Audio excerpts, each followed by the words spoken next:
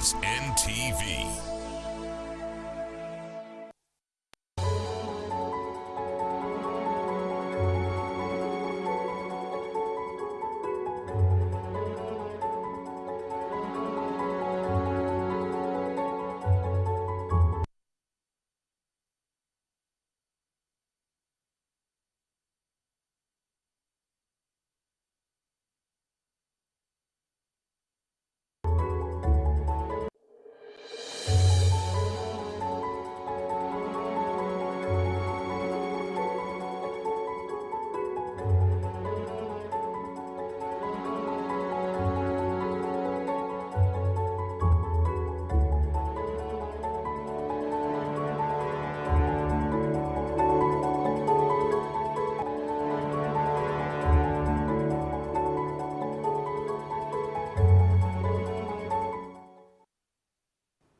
Thank you, our viewers, for joining us from around the world and across the country here in Uganda. I'm Karagaba, Baldwins, and we are delighted to come to you again with a very substantive and loaded discussion on a matter of national development and concern.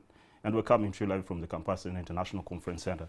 And we're going to be discussing this particular plan called the National Physical Development Plan. So I want you to stay with me and just get to know the details that are in this plan and how pertinent they are to the development of the nation. Let's have this introduction, then we'll be right back. The United States National Association of Regional Councils alludes that national physical planning deals with the efficient placement of land use activities, infrastructure, and settlement growth across a larger area of land than an individual city or town. Countries require various land uses like protection of farmland, cities, industrial space, transportation hubs and infrastructure, military bases, and wilderness. The Uganda government, through the Ministry of Lands, Housing and Urban Development, as required by the National Physical Planning Act of 2010, initiated preparations of a National Physical Development Plan, and a draft is now on display for comments from the general public, pending final adoption as a final plan. This plan is the government's strategy to resolve the conflicting sectorial pressures on uses of land, which is a finite resource, as the population grows and the country modernizes. The plan combines the spatial content of the pillars of Vision 2040 and the national development plans according to its different orientations into one overarching framework for the physical development of Uganda. Some of the key issues being addressed in this plan is to correct the ever-deteriorating infrastructural and human settlement development of Kampala City. Right from 1912, 1919 and later in 1930, 1951, 1972 and 1994 respectively, several interventions were generated to keep adopting the city to the ever-evolving pressures of urbanization and modernization. The outcome of these interventions are not clearly known since there is little information available about planning in Kampala. There is minuscule documentation about the history of physical planning and the ideas, theories, actors and processes that shape the physical planning practice and plan preparation at each period.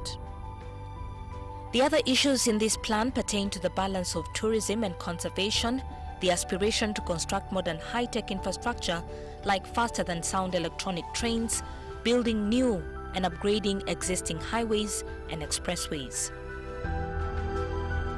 The plan seeks to demarcate several parts of the country into distinct strategic agricultural zones and accord other regions into differentiated economic zones. On this note, NTV, in conjunction with the Ministry of Lands, Housing and Urban Development, bring to you the last of a two-part series discussion on the specific tenets of the Uganda National Physical Development Plan. You're welcome.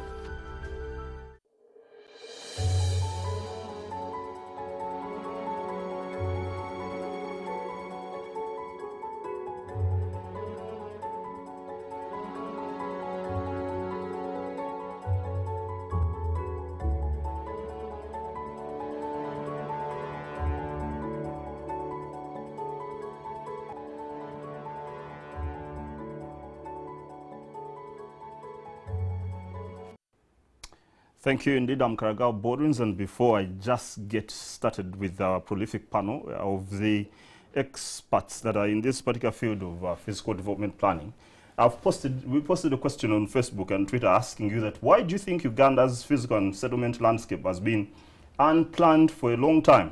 Do you think the physical development plan the government has come up with is going to be a definite solution? And just a few comments, like 3 from Njabawe. He says that government plans usually come with wrong intentions, but I think if it does what it is supposed to do, it will be of great importance. And you have Baluku saying that Uganda got fake colonialists. If Uganda had been colonized by countries like France, Belgium, Netherlands, things would be different. Lastly, have Matovu. He says this system, he uses a term that I cannot pronounce here on air, and was amended to fit someone's something, everything became laughable. That is a sentiment expressed. Please keep on having your opinions posted on this particular question, and we will refer to them while we're doing the discussion. Straight to my panel. Very welcome, gentlemen. Thank you. At my extreme left, I have Emmanuel Kaganzi, Acting Commissioner, Physical Planning, Minister of Lands, coming for the second time as of last week when we did the first part of this discussion. Emmanuel, nice to see you again. Thank you, Baldwins, and good evening, viewers. Vincent B. Byendaimira, very intricate name in itself. Director Physical Planning and Urban Development, Minister of Lands, Housing and Urban Development. Vincent, you're welcome again also. Thank you very much. Good evening, viewers. Yes, this plan is fascinating. It's quite a voluminous draft. I think people can get access to it, as you said, online. And one of the things, Vincent, to start with you're showing is that we need to concentrate on tourism, do demarcation of areas, concentrate on them and develop them so that they become economically viable. But in the same particular case, you need to do conservation. And so there is a conundrum in there to some extent, that how do you do both the balance of conservation as you're attracting tourism that definitely would need infrastructure facilitation to ensure that that happens. And so I need you to help the viewer understand that disparity, or perhaps the competing needs in this particular plan. Yeah, thank you very much, Mr. Karagaba. Baldwins, yes. Yes. When we talk about the two issues of tourism and conservation, you will find that the two are nicely related, because especially for Uganda's case, of course we have got a lot of tourism in this country, but a lot of it depends on conservation also. It depends on natural environment. It depends on fauna that occurs naturally in our and in the plan, just on the screen there, those are the identified areas of strategic importance. That's right.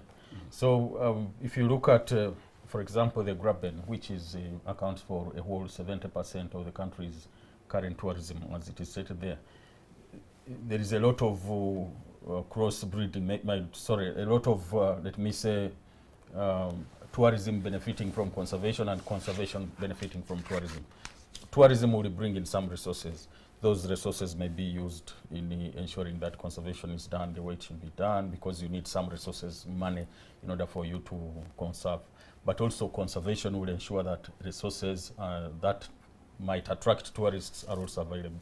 So this National Physical Development Plan, among other things, identifies these two certainly, tourism coming under the economy, and also conservation coming under natural resources of the country, and determines places, areas. For example, if you look at the Graben, it says, okay, we are identifying this as a tourism corridor, and therefore we deliberately as a country should look at the things that we need to be in that corridor in order for tourism to happen.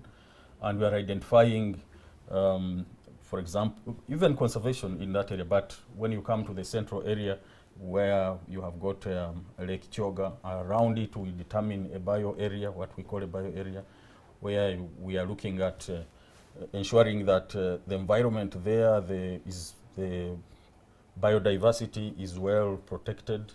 There are reasons for that. If we had a lot of time, we would go into that, but maybe for now we don't have to. And so it determines, and once we say that this is the place where we have identified it as a bio area, then next is what do we need to do there? What does the Minister of Agriculture maybe need to do? What does Minister of Environment and Water and Environment need to do? What does, to make sure that what has been identified in this plan for this area actually happens. And definitely, okay, thanks for that submission. And Emma, the difficulty comes in when the aspirations you have for infrastructure development, okay? You have the plan stating that there is a need not only to rejuvenate existing roads, but also to create a new network of highways that connect all urban centers, industrial areas, and central point. And definitely, if you are concentrating on tourism, promotion of tourism with the element of conservation, infrastructure is going to be critically competitive in those particular two need areas. So how do you expect to do this implementation, the cost of it and the viability of the infrastructural detail of the roads, the rail and the air transport network that you put there? Some of the maps will indicate what we're talking about. How do you intend to do this implementably? Yeah, thank you so much, Baldwins. First of all, I would like to bring it in a way that this National Physical Development Plan is based on a number of themes. We are not looking at only tourism, neither we are not looking at only infrastructure development. But we've come across analyzing a number of themes and alternative viable land uses. For example, this plan looks at an area where you look at the maximizing urbanization. And urbanization definitely goes with the settlement. What and where is the right place for people to settle? As much as you are looking at urbanization, you should not compromise environment. Neither they should not encroach on protected areas. Therefore, you have to put in a theme of environmental protection or maximizing the environmental benefits.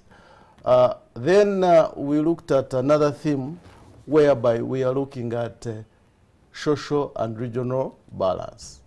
For example, when you are doing development has to be spread all over the country.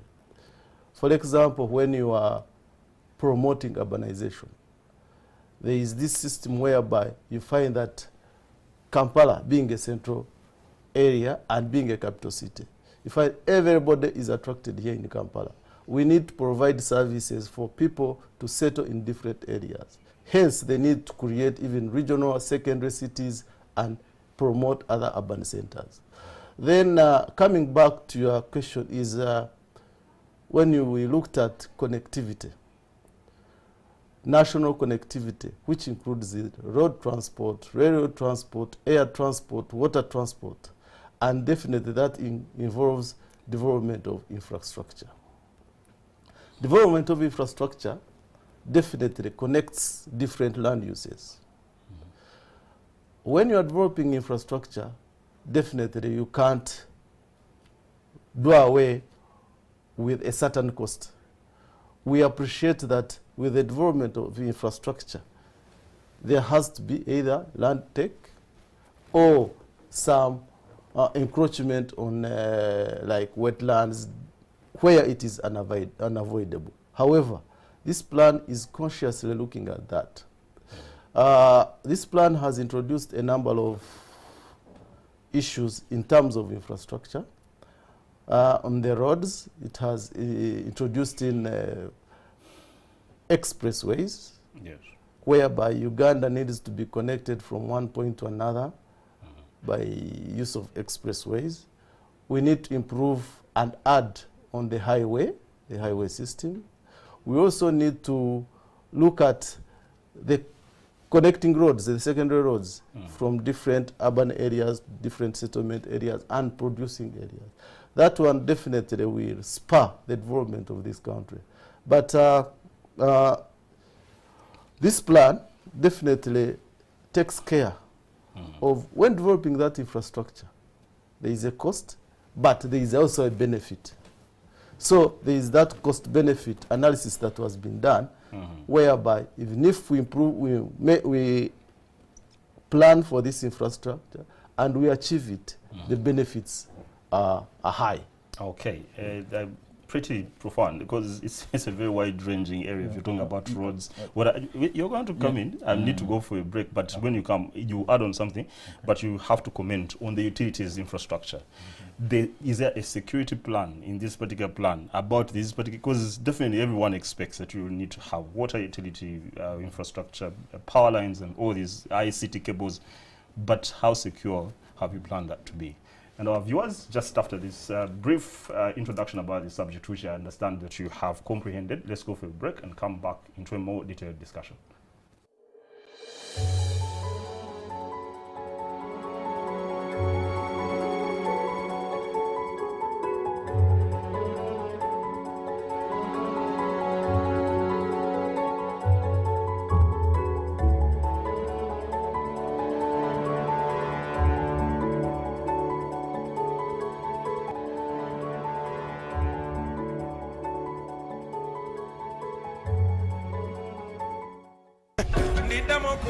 This is Byendaimira #1 member. You have what? Wala mwe nefa na nyo bilingo chali muduka kwa chikolotia. Obute yali wakubo bote nze kolele cho wa musebe. Yakanyika bwa kuongeza bwati. Wana ni bentu batu. Abavude goma mangwe basi baleka.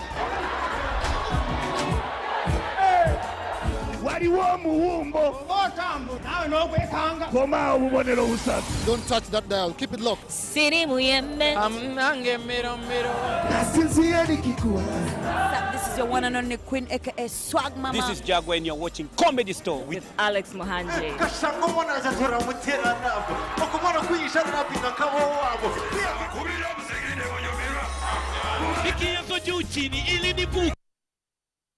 Shape, height, weight, color. These are the things the fashion industry measures to find the perfect model. But most aspiring models don't have the required measurements.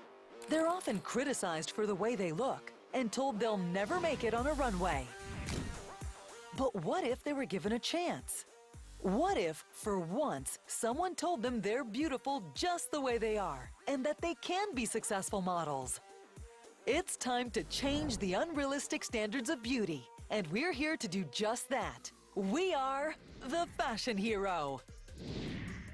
The first fashion role model series that is changing lives and disrupting the fashion industry.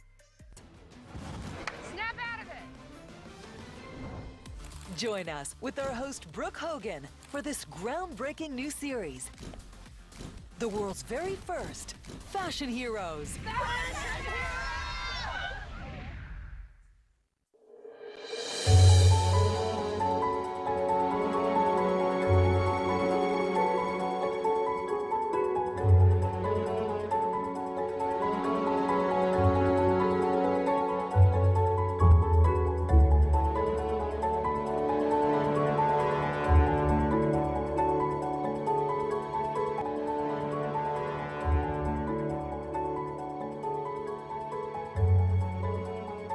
Karagaba Baldwins once again is my name, and we're doing a show on national physical development planning. Very elaborate, very immense area to discuss, because there's so many things that are being talked about in that particular plan. And we posted a question on Facebook once again. Let me just get back to it, asking about the viability of this plan in your own perspective.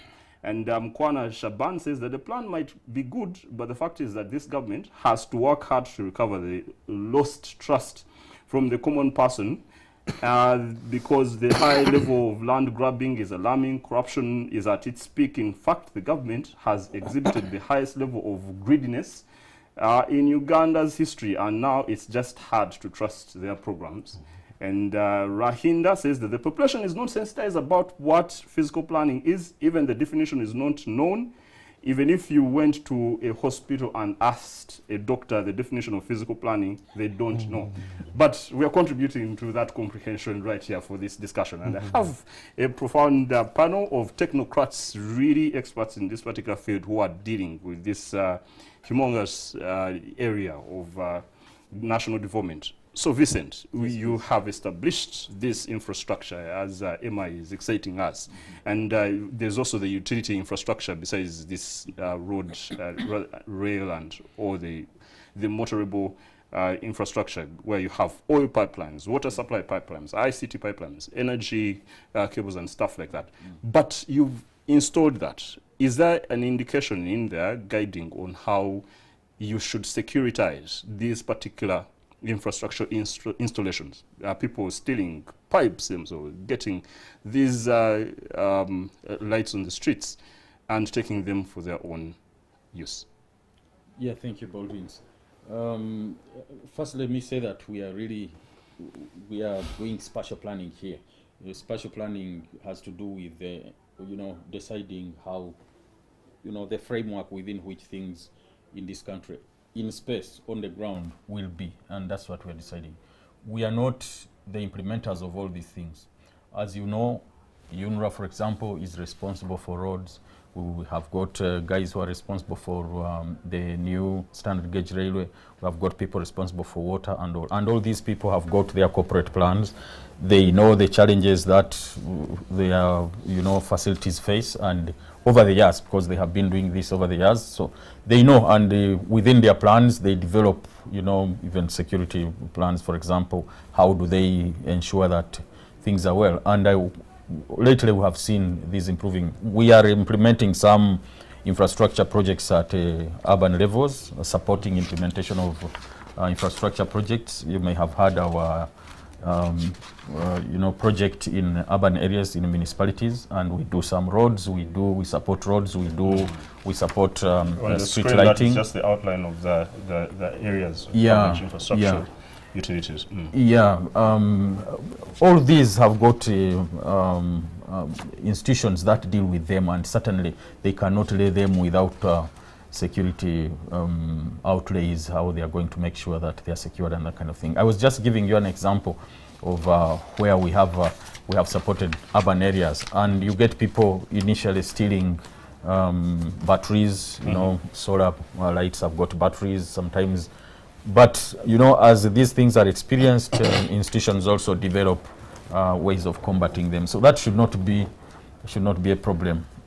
I wanted also to, Baldwins, if you'll allow me to go back a little bit to allay some of the fears of some of our viewers who have already made some comments about the plan. We would like to inform you that in this country, of course, this country must grow, whether we plan or we do not plan. This country will continue growing. We shall continue living here. Our children will live here. And things will continue to happen with or without planning. So all we are doing is now organize and get ready for the things that have to happen and make sure that they happen within a certain framework. So indeed, that's why we would request that really people, UNRWA will continue doing roads, water will continue supplying roads. You have seen them expanding roads all over the place. You have tourists will continue arriving. Maybe at some point they will stop if we don't plan well enough, so that the environment is still good enough for them to come, the facilities are still good enough for them to come, and they still have water to bathe and drink when they come. Our lakes do not become sewers, those kinds of things. So all we are doing is making sure that what must happen tomorrow happens in an organized environment. And we would request that people really see this and support us and support this cause, because it is not for government, it is for everybody that the country gets organized. And what we are doing under the National Physical Development Plan really is just creating a framework. There will be many other planning at lower levels, fitting, but albeit fitting within this framework. So this provides a framework. If we are going to do, if for example District X is planning, they are organizing their space, there are already things that the national plan has said, and they must fit within those ones, and that's how we get organized. Yeah, later on maybe in this program I will demonstrate using examples that people can really that they live with, that they can appreciate very easily. Yeah, absolutely. Okay, good coverage on infrastructure. So, Emma, let's go on urbanization and human settlement. Okay. And in the plan, you are indicating that Uganda's urbanization total population is about 23 million. Okay, and Central Region has about 10.8, which is 47.2%, and other regions indicating Eastern, Northern, Western. And you have maps that you have explicated on the 2040 anticipation, on 2060 extrapolation on how you're spreading the population growth or urbanization. And you're saying that the main objectives in that population realm are that you prepare room for a population of 75 million in 2040. Apparently, we're about 41 million. And 100 million in 2060. And then secondly, reducing annual growth rate from 3.31% to 2.5% in 2040 and 1.9% in 2060. So, what exactly is the strategic human settlement plan, and definitely this whole grapple of the urbanization runway that is happening to Uganda after laying out these particular facts in the plan? Okay, thank you. Urbanization is a wide thing, and definitely urbanization goes hand in hand with the human settlement. When we talk of urbanization, really it implies people either moving from what we term as rural areas coming to town and living an urban life whereby most of the economic activity will be not, let's say, agriculture. So in this case, this National Physical Development Plan has emphasized on urbanization and making most of our towns, municipalities, cities, livable urban areas. In Uganda, most of our towns are characterized by urban sprawl. Urban sprawl, this is whereby people spread all over a certain area without really an organized kind of intervention to settle them in. So in this plan, when we talk of planning for urban areas, this means we are trying to organize the little space we have within urban areas, let people come, have a livable and enjoyable life within urban area, but not spreading all over. You'll find that in our country, Uganda, the development of urban areas are along the main roads, and they follow different routes. And this plan has projected the breakdown of the regional urbanization. Yes, it has projected that the population will be around 75 million Ugandans by 2040. Yes. However, the bigger percentage of this population will be living in urban areas.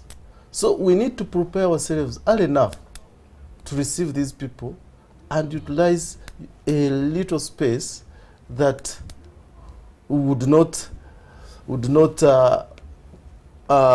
infringe or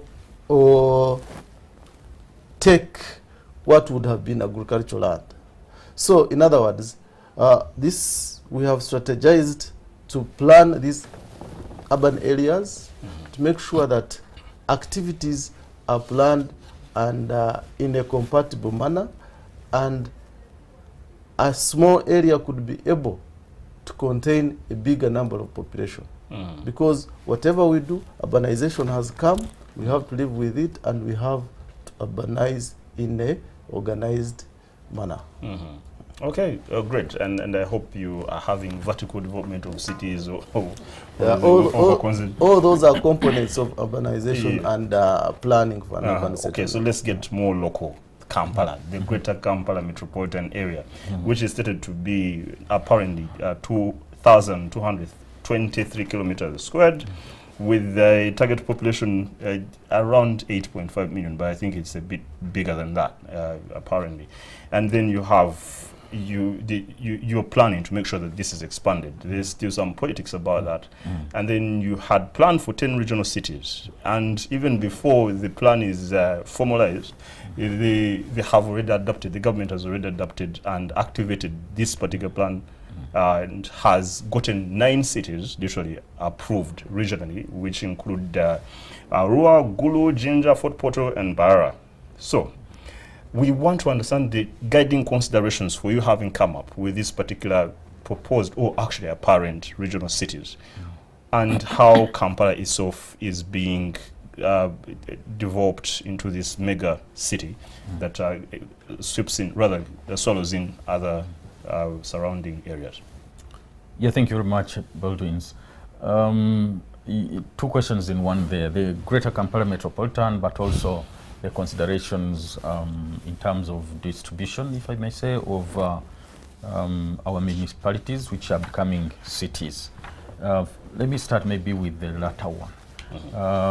There are a number of considerations that this plan adopts and what planners really are familiar with when we are distributing or locating, taking decisions on location of cities or any settlements for that matter, because it's not only cities, we also come down to municipalities and even towns. Actually, when you are planning, you can decide to promote a city even where there is no settlement at all, but you can also decide to kill off a town if you have good reasons for doing that. Now, a number of considerations, certainly as far as Uganda is concerned, one of the reasons for preparing one of the principles of objectives of a national physical development plan is to ensure that the whole country moves, that we do not have development skewed to one place and other places are left behind. And cities certainly can be a good, beacon for development. So there will be regional balancing, for example, in terms of ensuring that the cities are well distributed across Uganda's landscape. That's one of them. Then, of course, there are potentials for a city to actually come up. Is there potential? You don't want to put a city, to try and locate a city where it's very difficult, where it is going to be very expensive for you to actually grow a city. So there are also those considerations. But most importantly, we'll look at population, how population is coming up, how are we going to contain this population in this area, how do we contain it, what is the best place we can put it, a number of considerations that we have got when we decide to locate these cities. Now, coming down back to specifically to Greater Kampala Metropolitan area, it goes without saying that this is Uganda's most important economic region. It is by far, and will continue acting as a beacon for population, for all economic activities, and for everybody out there. If you ask them about Uganda, the first thing that comes in their head is Kampala, because really this. And so a lot of things will continue happening here. I said earlier that whether we plan or we don't plan, things will happen. So if things must happen in Greater Kampala Metropolitan area, and that is inclusive of Mukono, Kira, yes, Kampala itself, that's correct. Yeah. That's correct. It spreads all the way for now, and I say for now because as we plan, we could find ourselves needing to expand it. Although we now would like to try and control the growth of towns as much as possible, the expansion, but so that we encourage more infilling in these already existing towns and also a vertical growth like you were alluding to. So starting all the way from a little beyond Mukono all the way to Entebbe and the constituent town councils and municipalities within that is what constitutes the Greater Kampala Metropolitan area. So we cannot leave our most important economic area unattended to. It has not been very much attended to previously. We have been having these different constituent towns dealing with their spaces as independently. I'm sure people here will be familiar with roads that come from Kampala and Masajja or somewhere there where the border is, the tarmac ends, and then now when we start talking metropolitan, that's when we start actually looking at those situations and the possibility that we can deal with the wholesomeness of issues within the whole metropolitan area where Kampala has got influence in these constituent. Yeah, okay. Definitely the discussion of this plan is very political because there are political tinges on the aspects of getting regional cities, the gerrymandering, and we're not discussing that. And so let's first, so we're done with the cities. Emma, now you come, and definitely one of the plan components is that you have exclusively demarcated national resources blocks, which are really wide-ranging, and then protected areas, which include national parks, wildlife reserves. However, the question of skepticism is, in this plan, are there certain guidelines and principles you have put in place that there is assurance to the nation that these identified natural resource blocks are going to be sustainably protected toward the general greater benefit of all Ugandans than to be abused either by some individuals or by high-powered and high-moneyed individuals? Yeah, thank you so much. First of all, the plan has made a stand that this protected area should have their status quo maintained and have them protected. In this case, whatever we have planned in consideration with existing resource blocks. For example, you cannot promote tourism when you've not protected the national parks. You cannot have a good environment with fresh air when you have degraded or destroyed a wetland. So that means that this plan has actually identified the resource blocks.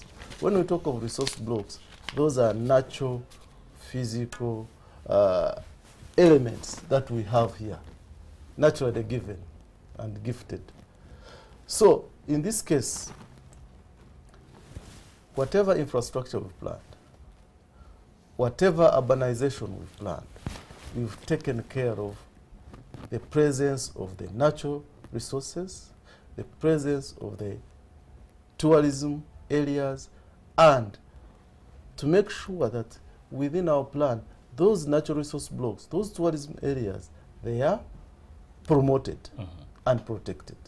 In this case, even the government of Uganda has institutions that are really dedicated to protect those areas. Therefore, our plan has enhanced and given the guidelines and the stand on their presence to be maintained and protected. So the assurance is that the plan has not tempered. Instead, it has incorporated, and the principle is it has promoted and protected the natural resource blocks. When we talk of the natural resource blocks, even here we include in our mineral fields, oil fields, as well as the other component of the environment. All right. Yeah, well, because definitely the element in society that money rules, that people with power, they determine the way forward. That is the fear. But good enough. There's a plan to start off on the framework. Now, Vincent, I'm going to go for a break. When we come back, let's talk about the issue of agriculture, strategic agricultural zones, so that people understand that our core economic activity that supports this economy is not being neglected and is superbly defined in this particular plan. And our viewers, let me go for a short break, then we come and wrap up this discussion. Thank you.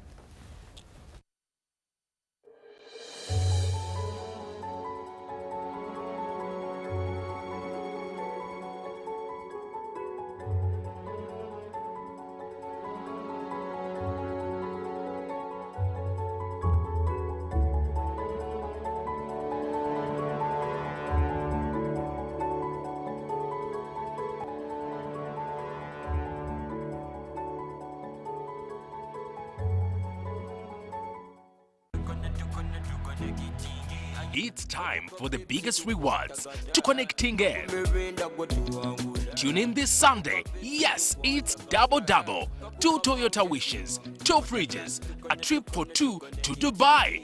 This could be your lucky day. To Connecting with Pepsi, everyone is a winner. To Connecting every Sunday at 6 p.m. only on NTV.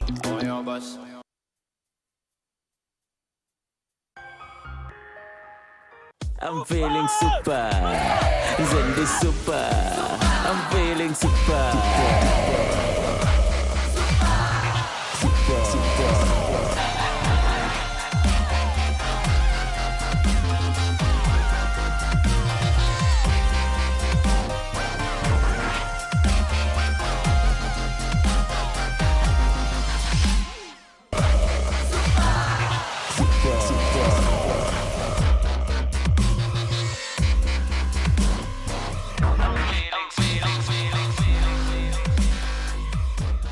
Ofune super feeling olwaleero okuzanya ku MTN nyiga star 165 star 33 hash ate ku Airtel nyiga star 185 star 33 hash yingizamu enamba zo 3 zinnamukisa ozeeko NTV teekamu omuwendo gwa sente zoyagala okusiba okuva ku siringi 10 okutuuka ku mitwalo 5 olwo super free.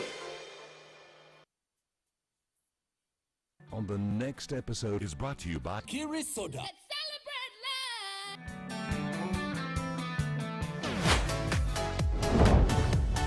We have transported you into the wilderness with no home. For real? I like electricity and makeup. This is our fashion hero adventure. Oh my god. Models, get up! Are you guys ready for a photo shoot? I love it. Please welcome Miss Kelly Swanson. To be part of a movement redefining beauty, this is an opportunity of a lifetime. This is the place where you get to show people to love themselves. Maybe the things that made me different will become the things that made me great.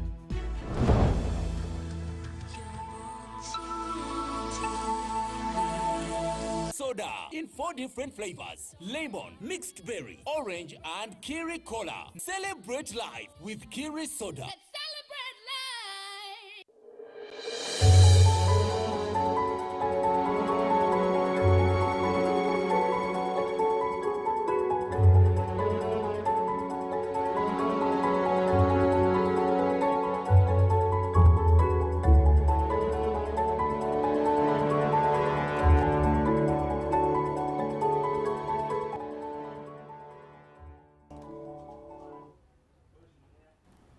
Karagaba Baldwins is my name, and we are coming to you live from the Kampala Serena International Conference Center. We are discussing the National Physical Development Plan, and we've posted a second question on our social media platforms asking you that what is your dream country in terms of physical order and organization, and it's extremely exciting to see the responses that have been ushered in. And Waturinzire, Simon says that Netherlands, Dutch Masters, agricultural words, not clear about what exactly you're talking about. Jack Miles says the land of opportunity. Then Perez says Uganda of the 60s. And lastly, let me quote Frederick. It says it's only and only Uganda when we have received... Okay, let me not mention that because it's a bit digressive. Yuko says, lastly, I know only one place on the planet, and that is where I work, Suntown City in South Africa. So implying that if you can have a certain development of Suntown, South Africa, this person will be excited. All right, so Vincent, agricultural zones, and you've mentioned several areas. You're trying to make sure that you guide the country on where to place Arabica coffee, Robusta coffee, tea production zones, banana production zones, and several other things. So after articulating that, how are these strategic agricultural zones and lands going to be enforced and adapted by the various related communities? How are you intending to generate consensus and people to buy into this particular proposition? Yeah, thank you very much once again. Let me first say that this plan is done in consultation with all government entities. For example, in this case, it is in consultation with Ministry of Agriculture, Animal Industry, and Fisheries. And if you check the zones that they have got, you will find that they are corresponding very well with the zones that we are talking about here. Really what we do for us is we pick from everyone and we organize on the landscape called Uganda. And so that everybody, we see how they fit in. Now, how do we, let me see, the principle behind these, to say, for example, this area is good for Arabica coffee, this area is cassava area. We are not saying that if you are in an area which is a cassava area, you do not grow beans. No, we are not saying that.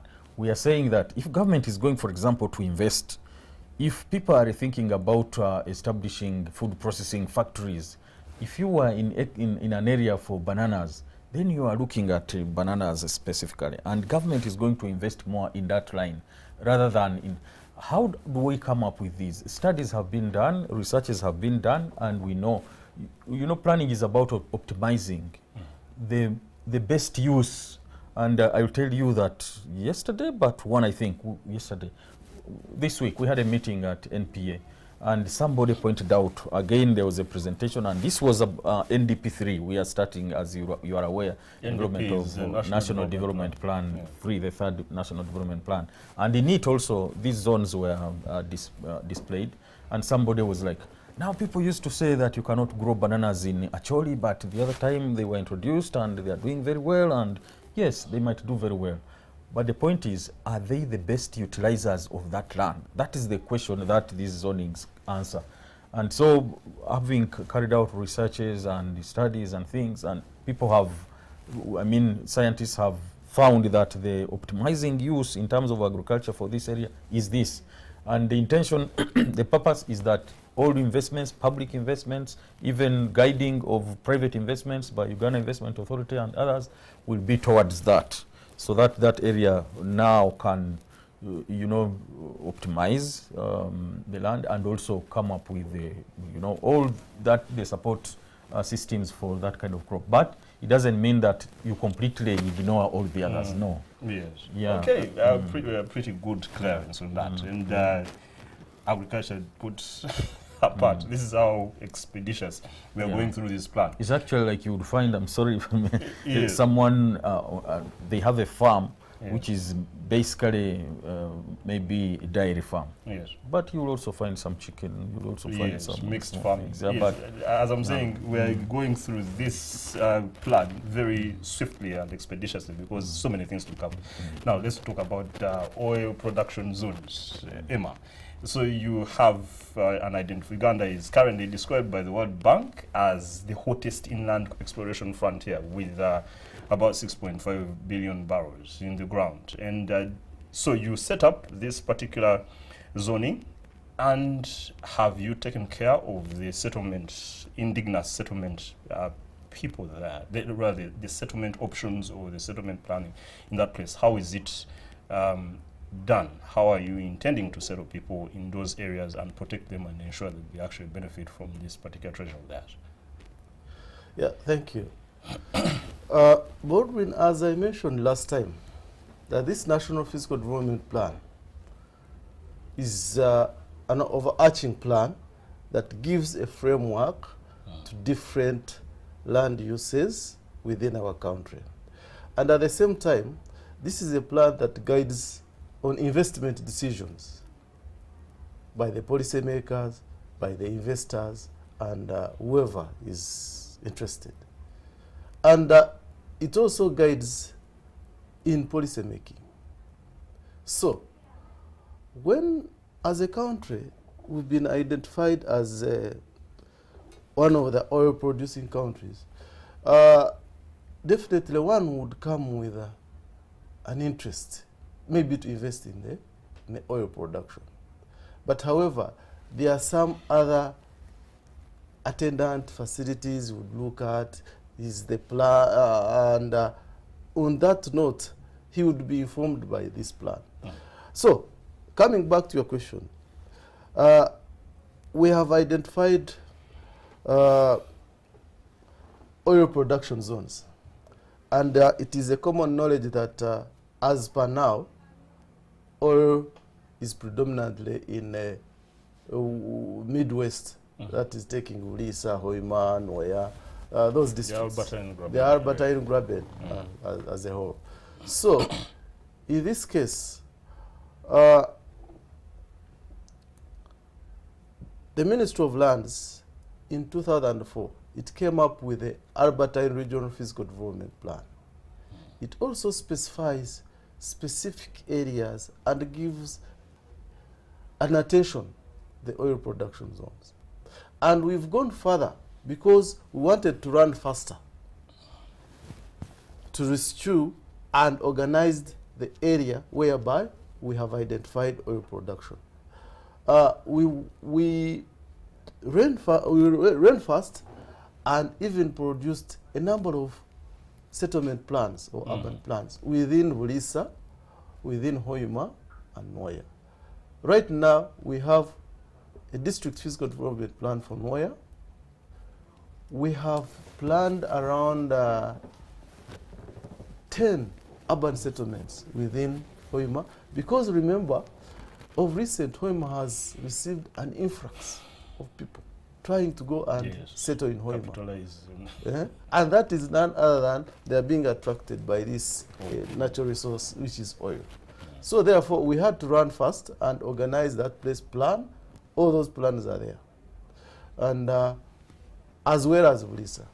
So this plan takes care of that kind of resource within that region, and it speaks with the other regional physical development plan of the Albertine Graben, as well as those local plans we've done.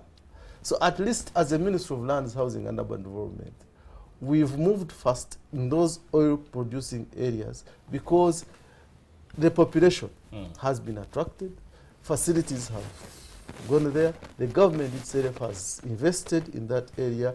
Right now, there is an international airport being constructed, oil roads are being constructed, and you know within that region it is very rich in biodiversity.